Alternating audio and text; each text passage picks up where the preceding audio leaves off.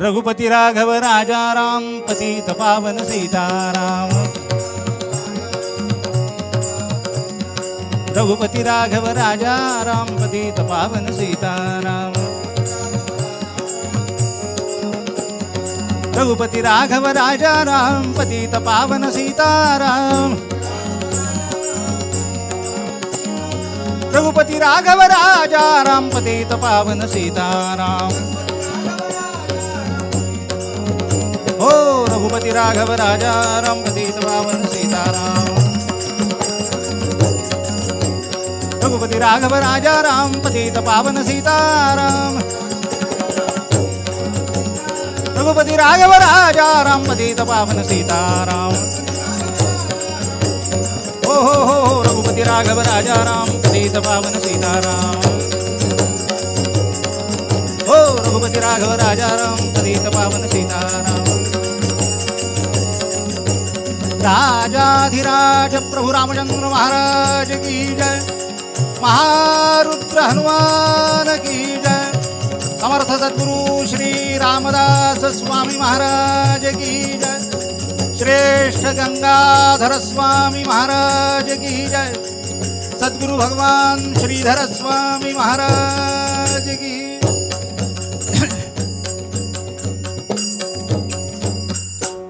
जय जय रघुवीर समर्थ।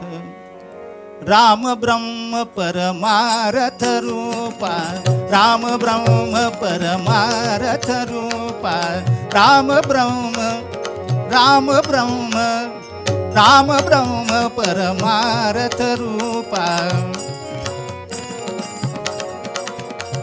अभिगत अलख अनादि अनुपा। अभिगत अलख अनादि अनुपा। राम ब्रह्म परमारथ रूपा। राम ब्रह्म परमारथ रूपा। सकल विकार रहित गत भेदा। सकल विकार रहित गत भेदा। कही नित नेति निरूप ही वेदा। कही नित नेति निरूप ही वेदा।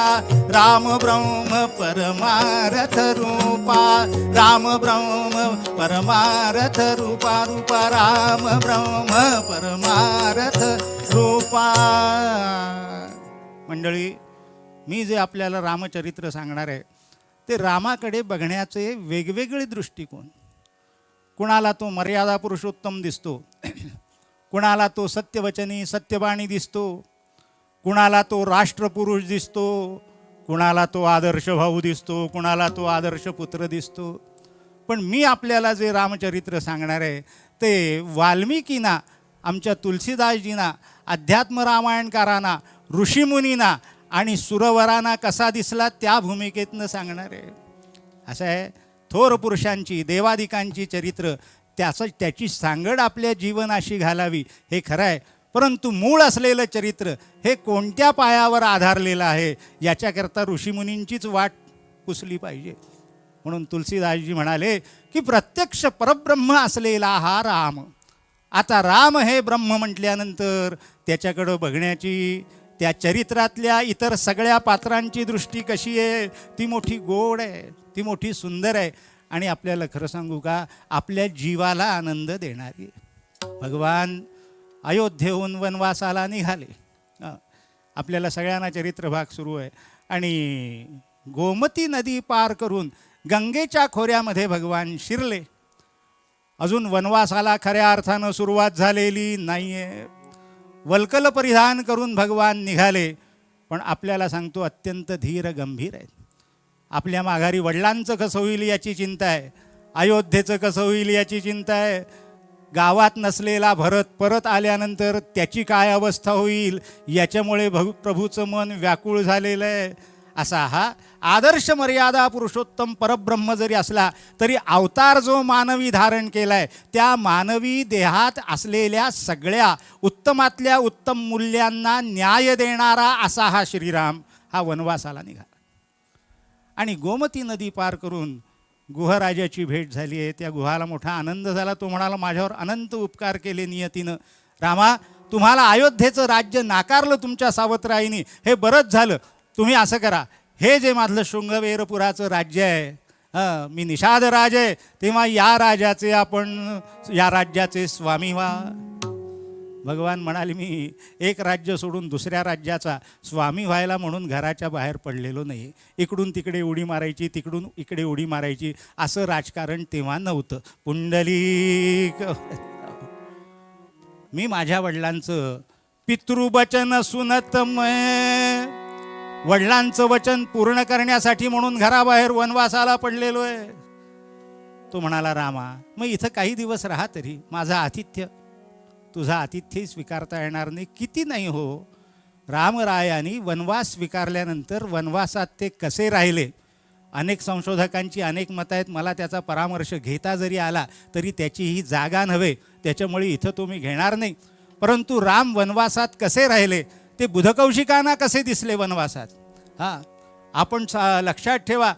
वनवासाला बाहेर पडल्यानंतर रामरायानं कुठलंही वस्त्र परिधान केलेलं नाही आहे, कुठल्याही राज्याच्या गावाच्या सीमेत प्रवेश केलेला नाही आहे, 14 वर्षामध्ये शिजलेलं अन्न खाल्लेलं नाही आहे, मंचकावर शयन केलेलं नाही आहे, सिंहासनावर बसलेले नाही आहेत कुठलेही.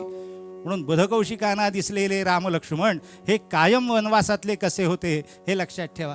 फलमूलाशिनौ दान्तौ, फलमूलाशिनौ दान्तौ तापसौ ब्रह्मचारिणौ पुत्रौ दशरथस्येतौ भ्रातरौ राम लक्ष्मणौ सीताकांत स्मरण जय जय राम. असा हा तापसी राम गुहाचं आतिथ्य नाकारून पुढं निघाले गंगा तटाकी यायला. तेव्हा गुहाला सांगितलं, तुला माझी सेवा करायची आहे काहीतरी, मग एवढी एक सेवा कर. काय? मला म्हणले, थोडासा वडाचा चीक, थोडंसं गाईचं दूध आणि थोडीशी मुठभर काळी माती, एवढं मला आणून दे. म्हटलं, ते कशासाठी?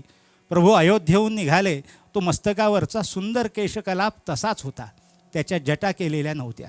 म्हणून गुहाकडनं स्वीकारलेलं जे आतिथ्य आहे ते केसांच्या जटा करण्यासाठी म्हणून लागणारं साहित्य तेवढं रामरायाने स्वीकारलं. केसांच्या जटा केलेत आणि लांब लांब पावलं टाकीत आता गंगा नदी पार करून पलीकडे जायचं. आता खरा वनवास सुरू झाला.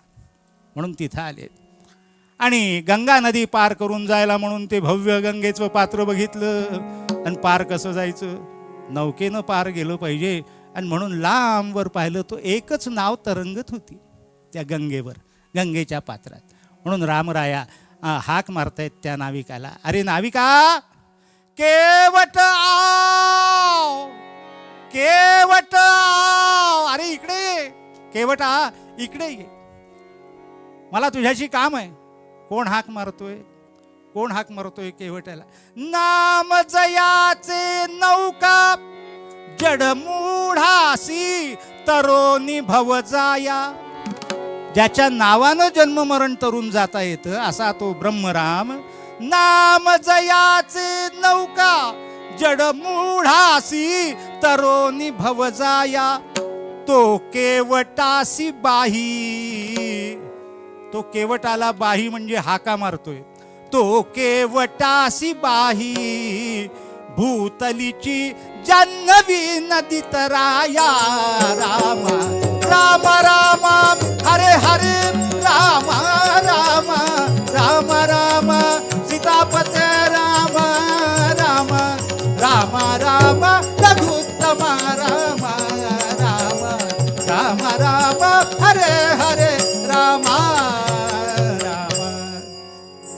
ती जान्हवी साधी गंगा पलीकडे तरुण जाण्यासाठी म्हणून त्या रामरायाला केवटाला बोलवावं लागलं. त्या केवटानं रामरायांना पाहिलं, आलाय जवळ, पण खुणेनं सांगतो मी यायचं नाही. खुणेनं सांगतोय, अरे इकडे ये, मला गंगा नदी पार करायची आहे, तुझं काम आहे, इकडे ये. तेव्हा तो खुणेनं सांगतोय नाही. तेव्हा रामरायांनी त्याला उच्च स्वरात विचारलं, अरे पण का? का म्हणून विचारल्यानंतर तो केवट सांगतोय, कहई तुम्हार मरम मैं जाना. तो केवट म्हणाला, हे पहा तुम्ही कोण असाल ते, मला तुमचं मर्म माहिती आहे, मला तुमचं गुपित माहिती आहे. कुणाचं? रामरायाचं चरित्राच्या दृष्टीने जर पाहिलं तर आपल्याला सांगतो सगळ्या अवतार कथांमध्ये अत्यंत पारदर्शक असलेलं जे चरित्र आहे ते श्रीरामचरित्र आहे. इथे आत एक बाहेर एक नाही, सगळं कसं स्वच्छ आहे. त्या चरित्रामध्ये गुह्य किंवा गुप्तता नावाची गोष्ट नाही. हे कृष्णचरित्राबाबत बोलता येत नाही. पुंडलिक कृष्णचरित्रामध्ये अशा कित्येक गुप्त गोष्टी दडलेल्या आहेत महाराज की त्याचा असलेला त्याची स्पष्टता ही पुढं जाऊन कळते. पण रामचरित्र इतकं सरळ आहे की त्याच्यात गुह्य गुप्तता मर्म काहीतरी राखून ठेवलेलं आतलं असं काही नाही. पण हा केवट हा रामाला म्हणतो कि कहई तुम्हार मर्म मैं जाना. कुणाचं मर्म? यम नेति नेति निगमई परमात्म तत्व. की निगमाना म्हणजे वेदाना, ज्याचं मर्म कळत नाही. यम ज्याच्याबद्दल, नेति नेति निगमई आम्ही जाणत नाही, आम्ही जाणत नाही असं वेद म्हणतात. त्या वेदांचं बोलणं नाकारून हा साधा केवट, हा साधा नाविक रामाला म्हणाला तुझं मर्म, तुझं गुपित मला कळलंय. असं हे केवटाचं बोलणं ऐकून आता मागे असलेले लक्ष्मण आणि जानकी मातोश्री गंगा तटाकावर आलेत. त्या केवटाचा उद्धटपणा पाहून लक्ष्मणाच्या कपाळावरची मधली शीर ताड ताड ताड ताड उडायला लागली. ही केव्हा उडते? संताप आल्यावर. पुंडलिक संताप चढायला लागला लक्ष्मणाला. काय मर्म जाणलेस? राम विचारतात त्याला, काय मर्म जाणलं? तुम्हाला काय वाटलं मला माहिती नाही? अहो छुवत शिला भई नारी सुहाई. नुसता तुमचा पाय लागल्या बरोबर एका शिळेची बाई झाली. हे चरित्र काय मला माहिती नाही का म्हणलं? हे तुमचं गुप्त चरित्र काय, तुमच्या पायात जादू आहे ते मला माहिती नाही. म्हणून सांगतो की मी तुम्हाला पलीकडच्या तीरावर माझ्या नावेत बसवून नेणार नाही. तुझ्या पद पंकजी जादू राघवा वाटते भीती. तुझ्या पद पंकजी जादू राघवा, तुझा पद पंकजी जादू राघवा वाटते भीती. राघवा शिळेची बनविली नारी, शिळेची बनविली नारी, शिळेची बनविली नारी. रघुवीरा रघुवीरा चरण रज स्पर्श. शिळेची बनविली नारी, रघुवीरा चरण रज स्पर्श. तशी नौका सजीव झाल्या, तशी नौका सजीव झाल्या. भरू मी पोट मग कैसे भरू मी पोट मग कैसे भरू मी पोट मग कैसे. नको नको नको, ती परीक्षाच बघणं नको म्हणाले. तुमच्या पायाच्या स्पर्शानं शिळेची नारी झाली, स्त्री झाली हे मी ऐकलंय. तसं जर समजा माझ्या नावेला तुमचे पाय लागल्यानंतर हिची नारी झाली तर दुसरी कशी सांभाळू? आणि पोट भरायचं साधन माझं जर स्त्रीत रूपांतरित झालं तर खाणारं एक पोट वाढेल आणि साधन संपेल. नको. भगवान हसले. भगवान हसू लागला जानकी नाथ. तेव्हा काय त्या केवटाचा अधिकार असला पाहिजे. आपल्याला सांगतो अयोध्या सोडल्यापासनं भगवान अत्यंत गंभीर होते. मुखावर एकही हास्याची रेषा नव्हती. अत्यंत गंभीरपणानं इथपर्यंत गंगा तटाकापर्यंत भगवान आलेले होते. पण केवटाचं हे बोलणं ऐकलं आणि भगवान स्वतःचा ताण विसरले आणि चेहऱ्यावर स्मित फुटले.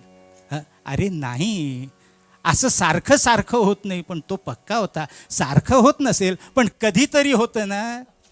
मग ते जर समजा या वेळेला झालं तर. हसू लागला जानकी नाथ तेव्हा, मनी नाविकाचा आला भाव जेव्हा. तो का म्हणून असं म्हणतोय हे नाविकाच्या मनातलं कळल्यानंतर भगवान हसले. बरोबर म्हणाले, ठीक आहे. हे बघ मग आता असं कर, म्हणे बा तुझी दूर होईल भीती. अशी शोधुनी काढ युक्ती प्रयुक्ती. ठीक आहे, तुझ्या मनातली भीती जाईल याच्यासाठी तूच आता काहीतरी युक्ती शोध. तो म्हणाला आहे युक्ती आहे रामा, तुमच्या चरणकमलामध्ये काही गडबड नाही, पाय चांगले आहेत, पाय चांगले आहेत. तुझे चरण परम विमल, तुझे चरण परम विमल, तुझे चरण परम विमल, तुझे चरण परम विमल. ठाऊके मला ठाऊके मला रज परी करी घात थोर, रज परी करी घात थोर नसे की भला. तुझे चरण परम विमल, तुझे चरण परम विमल. ठाऊके मला पद प्रक्षाळीन तुझे, पद प्रक्षाळीन तुझे मान्य हे करी. नौका आरोहणत, नौका आरोहणते ना घडे तरी, प्रभू ना घडे तरी रे. तुझे चरण परम विमल, तुझे चरण परम विमल. गडबड तुझ्या पायात नाही म्हणाली. मग गडबड तुझ्या पायाला लागलेल्या धुळीत म्हणजे रजित, रज रजयात आहे. हा रज फार घात करणारा आहे. रज म्हणजे धुळीकण. पण दुःखे सुखे च रज एव बहुव हेतु. हा रज सुखालाही कारण आहे, दुःखालाही कारण आहे. का? कारण रज हा शब्द गुणवाचकही आहे. रजो गुण म्हणजे आसक्ती. रज परी करी परमघात. इतर गोष्टींचा रज म्हणजे आसक्ती लागली की रामा परमघात होतो. तेव्हा हा एवढा रज, तुझ्या चरणाचा धुळीकण आणि माझ्या अंतःकरणातली आसक्ती ही एकदम धुवून टाकली म्हणजे काही गडबडच उरणार नाही. तुझे पाय धुऊ दे, मला पाय धुऊ दे. आपल्याला सांगतो राम अत्यंत शालीन आहे. त्यांना आपले पाय कोणी धुतलेले आवडत नाही आहेत. पाय धुणे हा राजोपचार आहे. त्याच्यामुळे वनवास स्वीकारलेला असल्यामुळे कुठलाही राजोपचार स्वीकारणं त्यांना शक्य नाही आहे. तेव्हा पाय धुवून घ्यायचे नाहीत हा रामरायांचा नियम आहे. पण तरीसुद्धा हा हटून बसला. तो म्हणाला नाही, मला तुझे पाय धुवू देशील तर म्हणाले नौकेत तुला बसू देईन, नौकेला पाय लावू देईन, अन्यथा तुझं तू पहा. अरे मी कसा जाणार? मी सांगतो ना, म्हणले मी मदत करतो तुम्हाला. या गंगेत कुठं घोटाभर पाणी आहे, कुठं गुडघाभर आहे, कुठं कंबरभर आहे. मी त्या वाटेनं तुम्हाला चालत चालत पलीकडच्या तीरावर नेतो. नौकेचं काही काम नाही म्हणले. अरे पण माझ्याबरोबर माझा भाऊ आहे, सौभाग्यवती आहे, मग त्यांना नावेत बसू देत, तुम्ही पायी या म्हणाला. काय नाना तऱ्हा रामरायांनी त्याला नौकेत बसू देण्यासाठी किती गळ घातली. पण तो म्हणाला पाय धुत असाल तर नौकेत बसा, अन्यथा नौकेत बसता येणार नाही. आता काय करा? मग कृपा सिंधू बोले मुसकाई असं म्हणतो. माझे पाय धुवायचे तुला, काय करावं आता? म्हणून सीतेकडे आणि लक्ष्मणाकडे भगवंतानी हेतुगर्भ नजरेनं पाहिलं. ते म्हणले पहा करत जा तुम्ही आणि भरावं लागतं मला म्हणले. हा जे माझे पाय धुण्यासाठी इथं हटून बसला हे तुमचं कर्म आहे म्हणलं. काय झालं होतं? सत्ययुगात भगवान क्षीरसागरी असताना एक कासव वृद्ध झालं त्या समुद्रातलं. आणि वृद्ध झालेलं असताना त्याला असं वाटलं की देह त्यागण्यापूर्वी एकदा विष्णूचरणांना स्पर्श करावा. म्हणून ते जवळ आलं. ते पायाजवळ लक्ष्मी मातोश्री बसलेल्या होत्या. शेषावर भगवान पहुडले आहेत, पायाशी लक्ष्मी मातोश्री आहेत. ते कासव जवळ आलेलं पाहिल्यावर त्यांनी हुसकलं. ते विचारू बाजूला पळालं. त्यांनी विचार केला पायाला हात लावू देत नाही, निदान खांद्याकडनं तरी जावं आणि खांद्याला स्पर्श करावा. म्हणून ते वरच्या बाजूनं आलं. ते खांद्याजवळ येत नाही. ते हे शेषराजफणा काढून बसलेले होते. त्यांनी फुस्स केलं एकदम. ते घाबरून पळालं. कालांतराने मेलं, पण मनात त्या कासवाच्या भगवंताचा चरणस्पर्श करावा ही इच्छा, तीव्र इच्छा अंतःकरणात ठेवलेली होती. त्याने नियम असा आहे, अंते या मतिही सा गतिही. अंतसमयाला भगवंताच्या विषयी मनात ठेवलेला जो संकल्प असेल तो पूर्ण करणं ही जबाबदारी भगवंताची आहे. ते कासव निधन पावलं. आता या रामावतारात तोच शेष लक्ष्मण म्हणून जवळ उभा आहे, तीच लक्ष्मी जानकी म्हणून उभी आहे आणि तोच कासव केवट म्हणून उभा आहे. महाराज तो म्हणाला, रामा तेव्हाचं लावून गेलेलं आहे, मी आता हे पाय धुतल्याशिवाय ही चरणसेवा, तेव्हा तर नुसता स्पर्शच हवा होता, पण आता मला सेवा हवी आहे. का? व्याज वाढलं. सत्ययुग ते त्रेतायुग, पुंडली व्याज वाढलंय त्याच्यावरचं, तेव्हा आता मला चरणसेवा करायची आहे. ठीक आहे. त्या सीतेला आणि लक्ष्मणालाही कळलं या केवटानं आग्रह का धरला ते, म्हणून भगवान कृपा सिंधू बोले मुसकाई, तेही करू जेही तव नाव न जाई.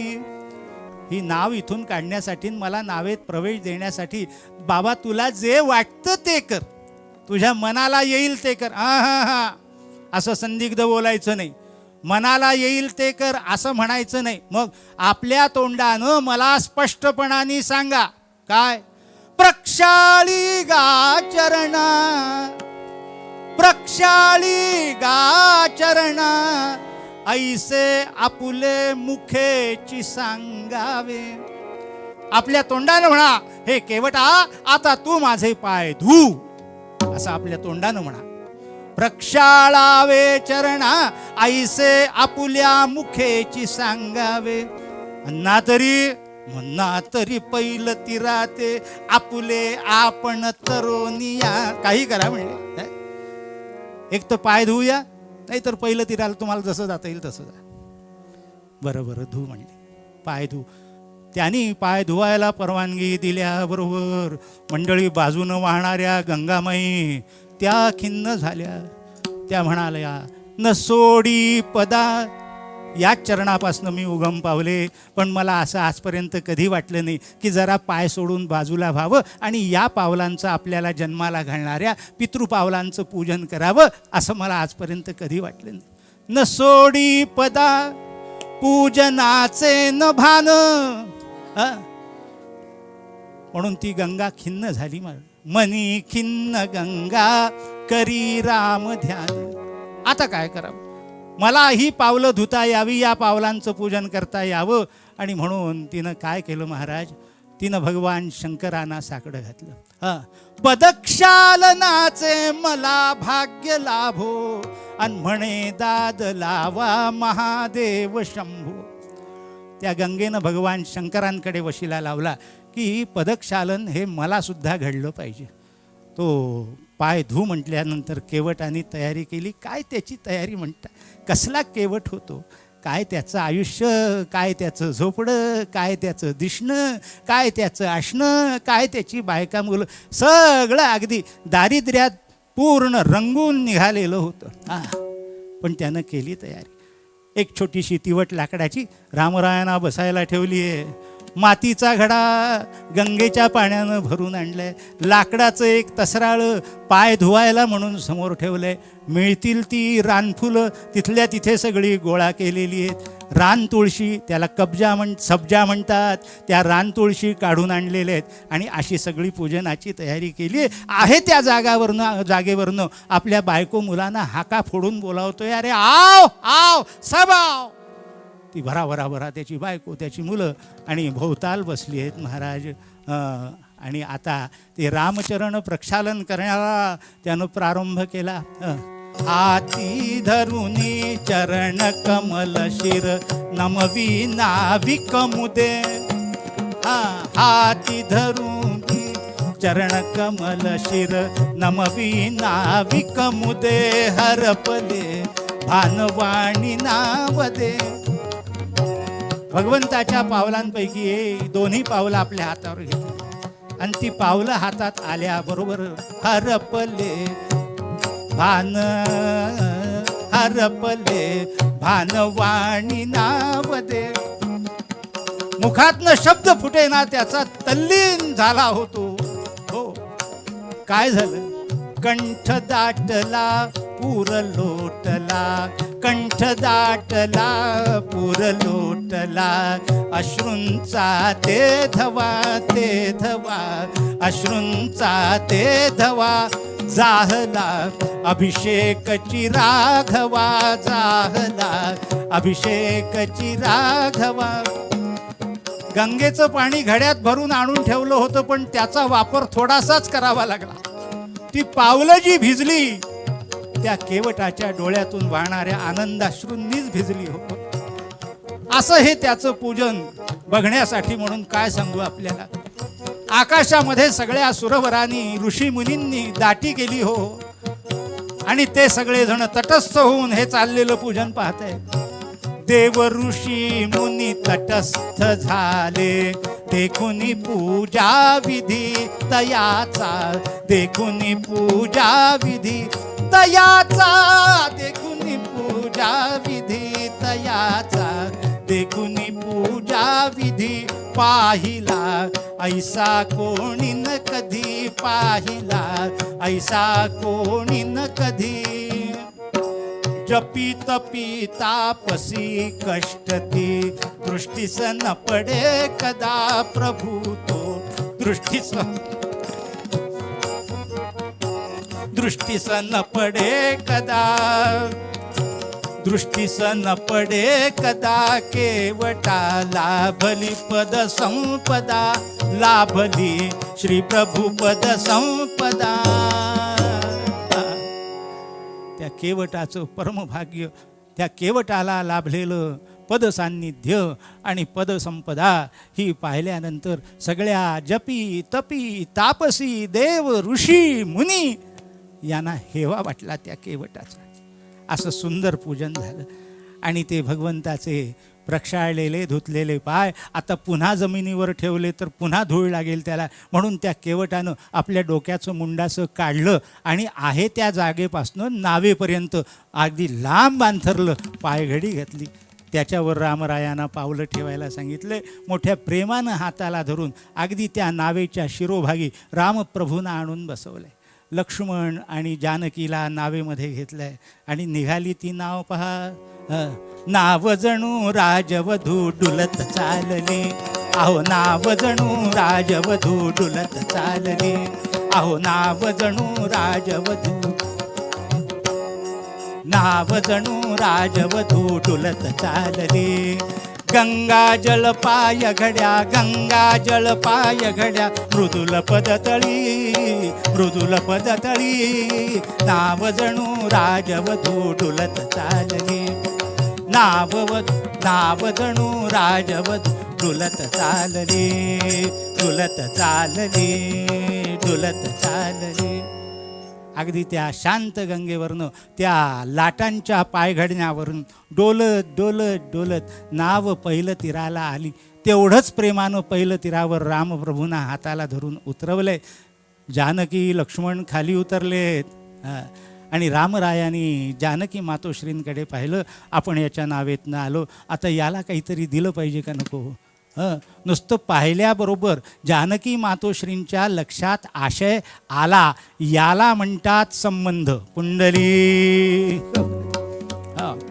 नाहीतर होळीचा कुळाचार करून सांगूनही काय म्हणायचं आहे ते कळत नाही समोर. तेव्हा जानकी मातोश्रीने रामरायांची नजर पाहिल्याबरोबर चटकन आपल्या हातातली मुद्रिका काढली आहे महाराज, आणि ती म्हणाली, महाराज या केवटाला काही द्यायचं आहे का. हो मी देते. हो, कारण रामरायांजवळ द्यायला काहीच नव्हतं. कैकेयीनं सगळं काढून घेतलं होतं आणि त्यांना वल्कल धारण करून पाठवलं होतं. पण कैकेयीच्या जानकीच्या अंगावरचे दागिने मात्र काढायला निघाली होती. पण वसिष्ठांनी तिला दरडावलं आणि म्हणून सांगितलं, वनवास रामाला आहे, त्याला वल्कल घातली इथपर्यंत ठीक आहे, पण वनवास जानकीला नाही, तेव्हा तिला वल्कल धारण करू द्यायची नाही. म्हणून तिच्या अंगावर वस्त्रालंकार होते, त्यातली मुद्रिका काढून रामरायांना ती देणार. हे त्या केवटानं काय म्हटलं, काय चाललंय प्रभू, नाही कसली गडबड चालली आहे.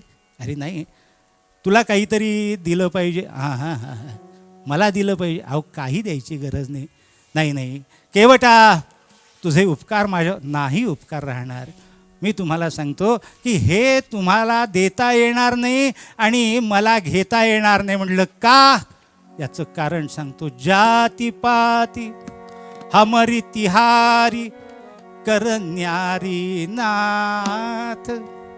अहो आपली दोघांची जात एक आहे, एक नाही. तसे तुम्ही क्षत्रिय आहात, मी शूद्र आहे, हे खरं आहे. परंतु कर्मावरनं जी जात ठरते ती जात मात्र आपल्या दोघांची एकच आहे.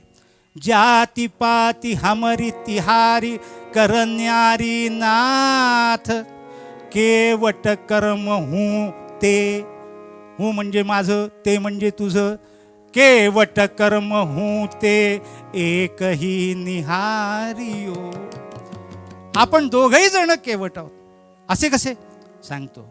तारे हो भवसागर. तुम्ही मोठे केवट आहात महाराज, तुमचं काम फार मोठं आहे. कोणतं? तारे हो भवसागर दयालु तुम दीनानाथ. तुम्ही केवट कर्म करता ते जीवाना भवसागर पार करून देण्यासाठी, म्हणून तुम्ही केवट होता, तुम्ही तारक होता. पण मी सरिता पुकारवे कह हम ही पुकारियो. नदी पार करून जायची असली तर मलाच हाक मारावी लागते. मग आता मला सांगा, आपण दोघही जण एका जातीचे झालो न कर्मानी रामा. मग जातीचा नियम लक्षात ठेवा. नाईसे न नाईलेत. आता नवीन नियम काय आहे मला ते माहिती नाही, पण पूर्वीचा नियम असा होता की एका न्हाव्याला जर समजा कर्म करण्यासाठी दुसऱ्या न्हाव्याकडे जावं लागलं तर त्या न्हाव्याला याला पैसे द्यावे लागत नव्हते. नाईसेन नाईलेत धोबिसेन धोबिलेत अन दे कर उतराईनाथ जातना बिगारियो. तुम्ही मला मोबदला देऊन जातीचा नियम भंग केला, म्हणून माझी केवट जात तुम्ही तर निघून जाल, पण माझी जात मला दंड करील. रामप्रभू म्हणाले, पण सेवा न घ्यावी विना वेतन. कोणाची सेवा त्याला काहीतरी दिल्याशिवाय घेऊ नये असं आहे ना. मग मी काय करू? हां सांगतो. तुम्हाला माझे उपकारच वाटत असतील तर त्याच्यासाठी एक उपाय आहे, तो उपाय करा म्हणाले. काय झालं बघा रामा. आ येथे हमारे घाट. तुम्ही माझ्या घाटावर आलात, या जान्हवीच्या तीरावर. आ येथे हमारे घाट तोही को उतार दिनू. माझ्या घाटावर तुम्ही आलात तेव्हा मी तुम्हाला गंगा इकडची तिकडे करून दिली. तुम्हाला गंगा पार करून दिली. आऊंगो तिहारे घाट. पण जेव्हा केव्हा मी तुमच्या घाटावर येईल तर मोही को उतारियो. जेव्हा तुमच्याजवळ येईल भवसागराचा घाट तरण्यासाठी, तेव्हा जसं मी तुम्हाला पार केलं तसं मला इकडून तिकडे पार करून द्या बापा, म्हणजे संपलं. रामरायांनी त्या केवटाच्या मस्तकावर हात ठेवला. याचं भाग्य असं थोर. अहो हा राम राज्याभिषेकाला होता. हा केवट रामरायांनी 14 वर्षाचा वनवास संपल्यानंतर मुद्दामून इथं गंगेच्या तटावर उतरलेत आणि त्या केवटाला घेऊन प्रभू अयोध्येला गेलेत. असं या केवटाचं मोठं गोड चरित्र. का कशामुळे झालं? केवळ एका प्रेमामुळे झालं, केवळ एका प्रीतीमुळे झालं. म्हणून समर्थांचे उद्गार अगदी खरे आहेत. सदा सर्वदा प्रीती रामी धरावी. सदा सर्वदा प्रीती रामी धरावी. दुःखाची स्वये सांडी जीवी करावी. सदा सर्वदा प्रीती रामी धरावी. हो सदा सर्वदा प्रीती रामी धरावी. सीताकांत स्मरण जय जय राम. शुका सारिखे पूर्ण वैराग्य जाचे. वसिष्ठा परिज्ञान योगेश्वराचे. कवी वाल्मिकी सारिखा मान्य ऐसा. नमस्कार माझा सद्गुरो रामदासा. जय जय रघुवीर समर्थ. राम राम राम राजा राम राम राम. राम राम राम राजा राम राम राम. राम राम राम सीता राम राम राम राजा राम राम राम राजा राम राम राम सीता राम राम राम राजा राम राम राम. जय जय रघुवीर समर्थ.